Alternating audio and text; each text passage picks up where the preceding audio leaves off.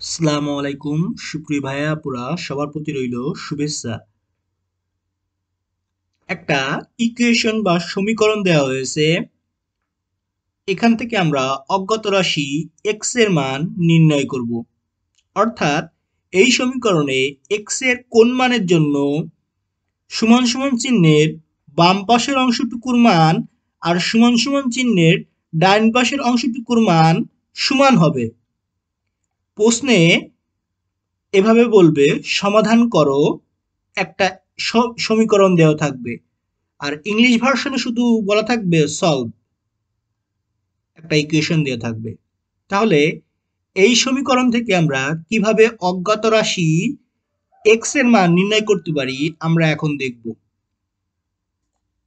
আমাদের সর্বপ্রথম লক্ষ্য উদ্দেশ্য হলো এক্স সম্বলিত পদ সমান সমান চিহ্নের বাম পাশে নিয়ে আসা, আর যেগুলো এক্স সম্বলিত পদ না অর্থাৎ ধ্রুবক বা কনস্ট্যান্ট সেগুলো সমান সমান চিহ্নের ডান পাশে রাখা। তাহলে এই সমীকরণটা আমরা কিভাবে লিখব? প্রথম স্টেপে দেখো, একটু লক্ষ্য করি। প্রথম পদে আমাদের এক্স আছে, সুতরাং সেটা আমরা সমান সমান চিহ্নের এই সমান সমান চিহ্নের বাম পাশে রাখলাম। তারপরে প্লাস, এই প্লাস দিলাম এখানে। দ্বিতীয় পদটাও আমাদের এক্স সম্বলিত, সুতরাং আমরা এই পদটাও সমান সমান চিহ্নের বাম পাশে রেখে দিলাম। তারপরে লক্ষ্য করি সমান সমান চিহ্নের ডান পাশে আছে আমাদের এক্স, তাহলে আমাদের এই এক্সটাকে সমান সমান চিহ্নের বাম পাশে আনতে হবে। বাম পাশে আনতে গেলে দেখো এক্স এর আগে কি আছে? প্লাস আছে। প্লাসটা উজ্জ্ব রাখা হয়েছে, হাইড করে রাখা হয়েছে। তাহলে ডান পক্ষে প্লাস থাকলে সমান সমান চিহ্নের বাম পক্ষে অর্থাৎ তাদের অবস্থান পরিবর্তন করলে সমান সমান চিহ্নের বাম পক্ষ থেকে ডান পক্ষ, ডান পক্ষ থেকে বাম পক্ষ, তাদের অবস্থান পরিবর্তন করলে চিহ্নের পরিবর্তন ঘটে। অর্থাৎ সমান সমান চিহ্নের ডান পক্ষে আছে আমার প্লাস এক্স, আমি আনতে চাচ্ছি সমান সমান চিহ্নের বাম পক্ষে এক্স, তাহলে আমাদের হবে মাইনাস এক্স।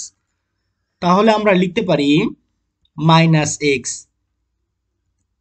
তারপরে আমরা সমান সমান চিহ্নটা বসিয়ে দিব।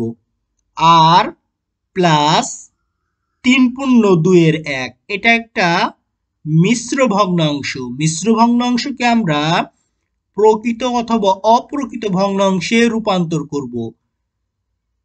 তাহলে এটার আগে প্লাস না লিখলেও চলে, প্লাসটা হাইড বা উজ্জ্ব করে রাখা হয়েছে। এটাকে আমরা কিভাবে লিখতে পারি? এই 3 যেটা আছে সাইডে আর নিচে যেটা আছে, নিচে যেটা থাকে সেটাকে আমরা হর বলি। তাহলে 3/2 অর্থাৎ এটাকে আমরা এভাবে বলতে পারি 3টা আস্ত আম আর একটা আস্ত আম কাটার ফলে 2টা ভাগে ভাগ করা হয়েছে। একটা আস্ত আম কেটে 2টা ভাগে ভাগ করা হয়েছে। আমি নিলাম 3টা ফুল আম, আর আরেকটা আম কেটে 2 ভাগ করা হয়েছে, তার আমি 1 ভাগ নিলাম। অর্থাৎ এখানে 4টা আম আছে, 3টা আম আস্ত রাখা হয়েছে, কাটা হয়নি, আর একটা আম 2 ভাগে ভাগ করা হয়েছে। তাহলে আমাকে বলা হলো আম নাও, আমি 3টা ফুল আম নিলাম, আর একটা আম যে 2টা অংশ কাটা হয়েছে সেই 2টা অংশ থেকে একটা অংশ নিয়েছি আমি। অর্থাৎ 3টা আস্ত আম নিয়েছি, আর একটা আম কেটে 2 ভাগ করে রাখা হয়েছে, তার থেকে আমি একটা অংশ নিয়েছি। এটাকে আমরা এভাবে লিখতে পারি 3 × 2, 3×2 = 6, আর ওপরে আছে 1। সাইডে যেটা আছে আর নিচে যেটা আছে সেটা গুণ হয়ে যাবে, আর ওপরে যেটা আছে সেটা যোগ হয়ে যাবে। তাহলে 3 × 2 = 6, 3 × 2 = 6, তার সাথে 1 যোগ হবে, তাহলে হবে 7। সেই 7টা ওপরে বসে যাবে। তাহলে 7/2, এটাকে আমরা এভাবে পড়ি 7/2, 7/2। তাহলে আমরা সমান সমান চিহ্নের বাম পক্ষে পেলাম 3x plus 7 by 4 plus 5x minus 4 by 7 minus x। এখানে একটা পদ, দুইটা পদ, তিনটা পদ। এখন এই x মানে কিন্তু x by 1। x কে আমরা নিচে 1 আছে বলে এই 1টা আমরা উজ্জ্ব রাখছি। 7 by 2 যদি 7 by 1 হতো তাহলে আমরা এভাবে লিখতাম শুধুই 7। 5 লিখি আমরা, 5 মানে 5 by 1। 10 10 মানে হলো 10 by 1। সেই 1টা আমরা লিখি না, মনে মনে উজ্জ্ব রাখি বা হাইড করে রাখি। তাই এখানে নিচে যেহেতু 1 আছে তাহলে x by 1 মানে x। তাহলে আমরা এখানে যেহেতু ভগ্নাংশ, এটাকেও আমি ভগ্নাংশের হিসেবে কল্পনা করব। x কে আমরা x by 1 হিসেবে কল্পনা করব। কেন কল্পনা করব? এখানে ভগ্ন অংশ আকারে আছে, সুতরাং আমি এক্সটাকে ভগ্ন অংশ আকারেই কল্পনা করব। এখন 4, 7 আর এই 1, এই তিনটা সংখ্যার লসাগু বের করব আমরা। 4, 7 আর 1। 4, 7 আর 1 এর লসাগু হলো 28। 4 7 28। এখন এই 28 কে আমি ভাগ করব 4 দিয়ে। এখানে নিচে যেটা আছে সেটা দিয়ে ভাগ করতে হবে। 28 কে ভাগ করব 4 দিয়ে, তাহলে কি পাই আমি? 7 পাই। সেই 7 কে আমি ওপরের যা আছে লবে, সেই লবের সবগুলোর সাথে আমি সেই 7 গুণ করে দিব। তাহলে এখানে আছে 3x, 7 দিয়ে গুণ করলে কি হয়? 3 7 21x হয়। এই প্লাস এখানে রাখলাম। 7 এর সাথে 7 গুণ হবে, 7 7 49। তারপরে এই প্লাসটা আমি এখানে দিয়ে দিব। 28 কে আমি 7 দিয়ে ভাগ করতে চাই। 28 কে 7 দিয়ে ভাগ করলে পাই আমি 4। সেই 4টা আমি ওপরের এই লবে যা আছে তার সাথে আমি গুণ করে দিব। তাহলে আমি পাই 4 গুণ 5 20। তাহলে পাই 20x মাইনাস 4 দিয়ে গুণ করব, তাহলে 4 4 16। এই মাইনাস দিব এখন আমি এখানে। 28 কে আমি 1 দিয়ে ভাগ করব, যেহেতু x এর নিচে 1 আছে, তাহলে 28 কে 1 দিয়ে ভাগ করলে কি হয়? 28 পাই। সেই 28 গুণ হয়ে যাবে x এর সাথে, তাহলে আমরা পাই 28x। তাহলে সমান সমান চিহ্নের বাম পাশের অংশে আমাদের কাজ হয়ে গেল। আর সমান সমান চিহ্নের ডান পক্ষে বা ডান পাশে আমাদের 7/2 যেভাবে আছে ওইভাবে রেখে দিব। এখন আমরা সমান সমান চিহ্নের বাম পক্ষের অংশে কাজ করব। দেখো এখানে লব বা এই ভগ্নাংশের ওপরে যেটা আছে সেটাকে আমরা লব বলি, আর এই যে ভগ্নাংশ তার নিচে যেটা আছে সেটাকে আমরা হর বলি। লবে আছে 21x plus 49 plus 20x minus 16 minus 28x, এটা লবে আছে। আর হরে আছে আমাদের 28। তাহলে এখানে লক্ষ্য করি 21x তার সাথে যোগ আছে 20x আর মাইনাস 28x আছে। তাহলে আমরা 21 আর 20 যোগ করব। যেহেতু একই পদের জিনিস, x কে আমরা ফুটবল কল্পনা করতে পারি, যে কোনো জিনিস। x ব্যাড হতে পারে, x যে কি সেটা হলো অজ্ঞাত রাশি। তাহলে 21 আর 20 এই দুটো যোগ করে আমরা 28 বিয়োগ করে দিব, তাহলে আমরা পাই 13। 21 প্লাস 20 মাইনাস 28, তাহলে আমরা পাই 13। আর যেহেতু এটা x সম্বলিত জিনিস, তাহলে আমরা পেলাম 13x প্লাস এখানে দেখি 49 থেকে 16 চলে গেলে আমাদের থাকে 33। সেই 33টা ওপরে বসিয়ে দিয়েছি, নিচে আছে 28 সমান সমান 7/2।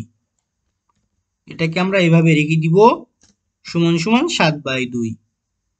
এখন লক্ষ্য করি এই 28 কে আমরা আর গুণ করে দিব। 28 আছে কি আকারে বলতো? এই 28টা আছে বাম পক্ষে ভাগ আকারে। তাহলে ডাইন পক্ষে চলে গেলে আমাদের 28 হয়ে যাবে গুণ আকারে। তাহলে বাম পক্ষে আমাদের থাকে 13x প্লাস 33 সমান সমান দিয়ে দিলাম 7/2। 28 হবে কি আকারে? গুণ আকারে। যেহেতু বাম পক্ষ বা লেফট হ্যান্ড সাইডে ছিল আমাদের 28 ভাগ আকারে। দেখো ভাগ আকারেই তো আছে, উপরে আছে যা 28 আছে নিচে, তাহলে 28 ভাগ আকারে আছে। আমরা ডান পক্ষ নিয়ে গেলে আমাদের এই 28 হয়ে যাবে গুণ আকারে। দেখো সেইটাই লিখছি আমি, 7/2 গুণ 28। এখন দেখো কাটাকাটি যায়, এটা 28 আর 2 কাটাকাটি যায়। লক্ষ্য করি ভাইয়ারা, 28 কে আমি 2 দিয়ে ভাগ করলে পাই 14, সেই 14 সাথে গুণ হয়ে যাবে 7, 7 14 98, সেটাই লিখছি এখানে 7 14 98। এখন দেখো সমীকরণটা আরো সহজ হয়ে গেছে। এখন আমরা এক্স পদ বিহীন অংশ অর্থাৎ কনস্ট্যান্ট বা ধ্রুবক জিনিস আমরা সমান সমান চিহ্নের ডান পাশে নিয়ে আসব। তাহলে আমরা পাই 13x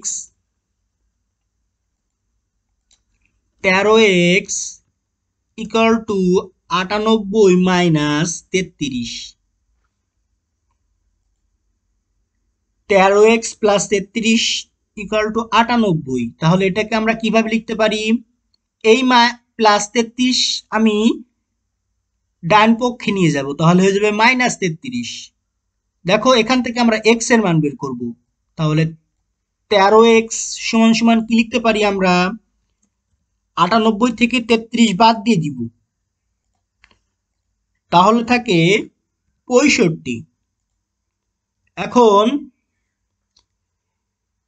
এক্স এর সাথে 13 সম্পর্ক কি বলতো? এক্স এর সাথে 13 সম্পর্ক হলো গুণের। তাহলে আমরা এক্সটাকে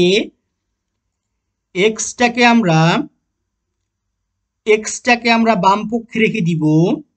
এই এক্সটাকে আমরা বাম পক্ষে রেখে দিব, কেননা আমরা এক্স এর মান বের করতে চাই। এক্সটাকে আমরা বাম পক্ষে রেখে দিব, আর ডান পক্ষে আছে আমাদের 65। এই 13 ডান পক্ষে গেলে কি হয়ে যাবে বলতো?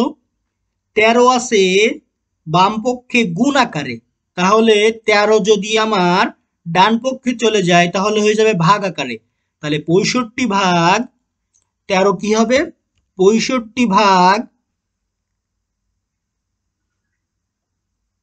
13, 65 ভাগ 13।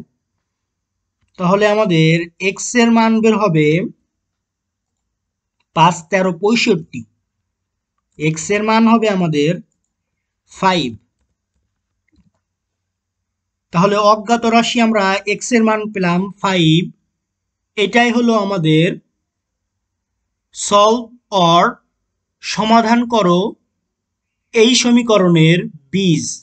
অর্থাৎ এই সমীকরণে আমরা এখানে যদি এক্স এর মান 5 বসাই, এই সমীকরণে এখানে যদি আমি এক্স এর মান 5 বসাই, এই সমীকরণে আমরা এক্স এর মান যদি 5 বসাই, তাহলে বাম পক্ষে যে মানটা পাবো সেই মানটা ডান পক্ষের সমান হবে।